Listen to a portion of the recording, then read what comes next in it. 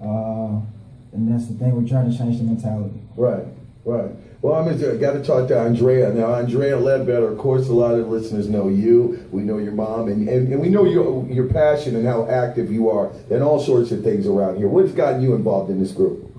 Actually, I was pretty much inspired by Lori and Tyrell's work. I'm not necessarily big on photography, right, but I've been lately doing a lot of writing and videography, and basically recording a lot of the buildings, the historic value that we go through.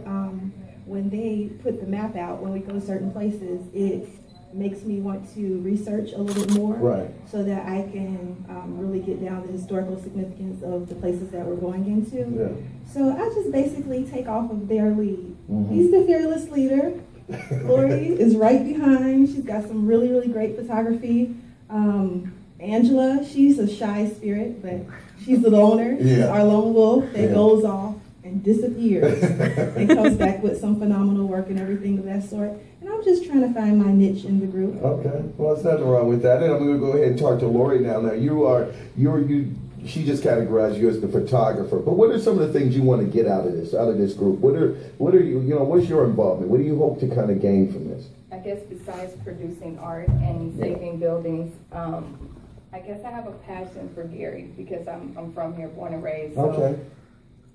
I want us to figure out ways to save our buildings. Okay. And just learn how we can bring what we've learned outside in other states back here. Right. So. Now, I had heard something that you had gone to the Garrett Community School Corporation. There were a couple of buildings. You all were actually going to volunteer to clean and do the whole 9-4, and you kind of met with a little bit of it didn't kind of start off right. Is that correct? I don't want to miscategorize it and kind of put you all at odds with the Garrett Community School Corporation. But just tell us what happened. We went and we presented. We had a PowerPoint presentation, which I gave you a copy of. Yes. And we talked about what we wanted to do. There were some questions, and we had a few people, like Dr. Marion Williams, who offered his services, volunteers, equipment. I thought it went well. We're still waiting to hear from Dr. Pruitt. I have a meeting with her on June 1st. So hopefully there's some liability issues, so hopefully we can clear that up with, a waiver or some sort. Hopefully. And you sign a waiver and they say, come on in and clean it up. Exactly. So hopefully we can push it on through and get her approval. That's what we're waiting on as of right now. All right. Now, Terrell, more specifically, I like this plan because roughly from what I gathered, and I did get an opportunity to look at what you had sent me, and give me an idea, what are your plans? Because, we talk about this on the news desk. Andrea will tell you all the time ad nauseum about these schools, the burden that it has become on the Gary Community School Corporation, and the eyesores that it has become in the respective communities. So what are you all trying to do with it? Well, I want to take it one step back. All right, go ahead. When you look at the buildings as a whole, what many people don't see is via social media, Gary gets a lot of traffic.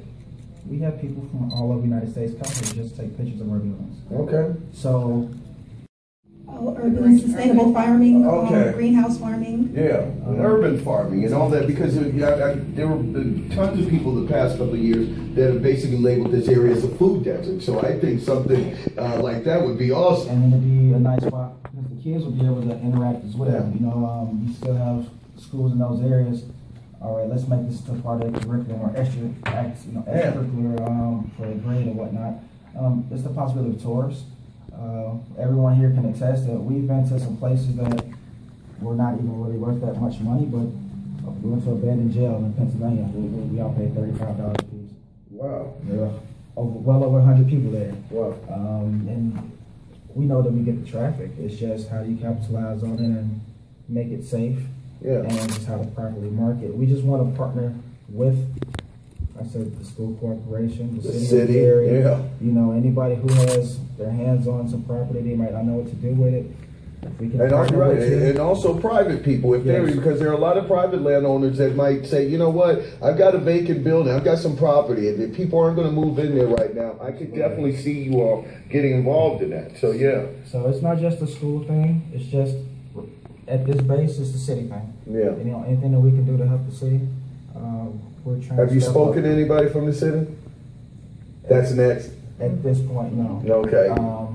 A few of my personal contacts from high school who work for the city. Yeah. I've had some private conversations with those guys, but Nothing official. Nothing official, like to the mayor or anything. And you would definitely be open to talking to the mayor, I take it. Absolutely. Okay. Yeah, we'll definitely try to make that happen. You know we will, Andrea. So go ahead. And first, I guess right now, I want a little bit of history or background on this group. How long have you all been together, the Decay Devils? Or was this something you got the name from some national movement, or is this an original name from Gary?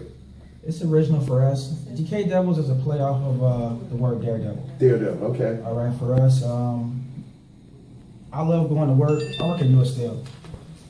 I love going to work, and I showcase my work and my pictures, and I talk about the trips, and everyone is asking 1,000 questions, but they always end with, I never do that. You know, I can't believe you guys went there. So, right. You know, it's for us, it's just a play off of words. So when was the first idea? How did you, that's what I'm asking. Like, were you sitting around, you, her, how did it get together where you just said, we're going to do it? You got to explain how we met. Yeah.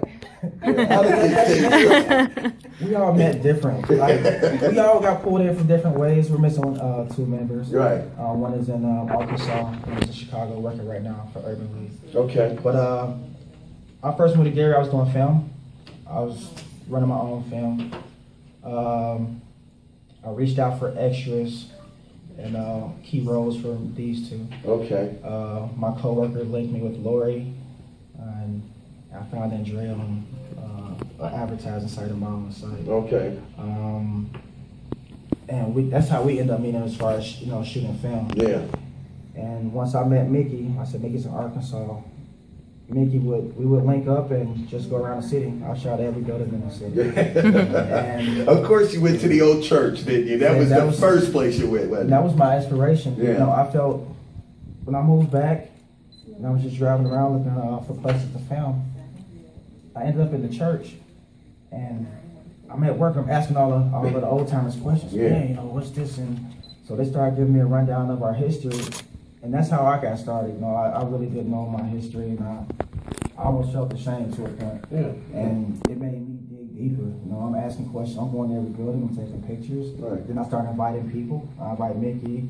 In turn, we invite Lori, and we just started inviting other people. Mickey linked us with Angela, and that's when we started doing our trips.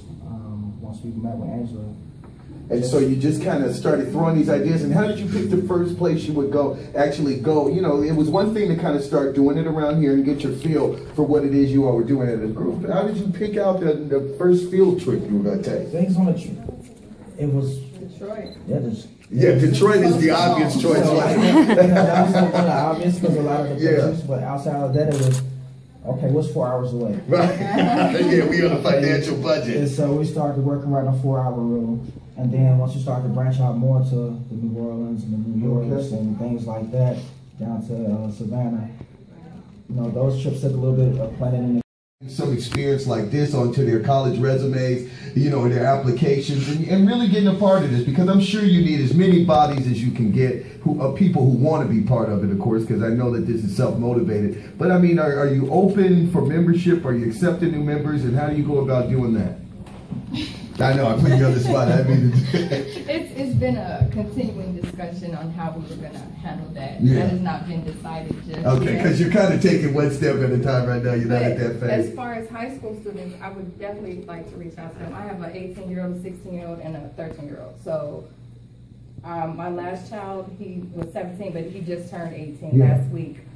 He actually went with us on his first Urbex trip. We just came back from Kentucky and Ohio. Yeah. So I'm definitely interested in getting young kids, maybe going into the schools. Tyrell talked about maybe we could teach them things about photography. Yeah. Even voting. I was a judge for the election. For the election. Yeah. So, and I only saw like 3 young individuals come to vote, Yeah. and I was sad. And I was like, hey, we should probably go into schools and encourage young kids to vote. Yeah. Because don't get me if we started. want to better our city, if we truly want to better our city, it starts with the vote. I think so exactly. Reaching out to kids in any way through photography, about voting, anything artistic. I'm down for. You're down with it. You're down with it. And so your thoughts, Jordan? That's the same way I look.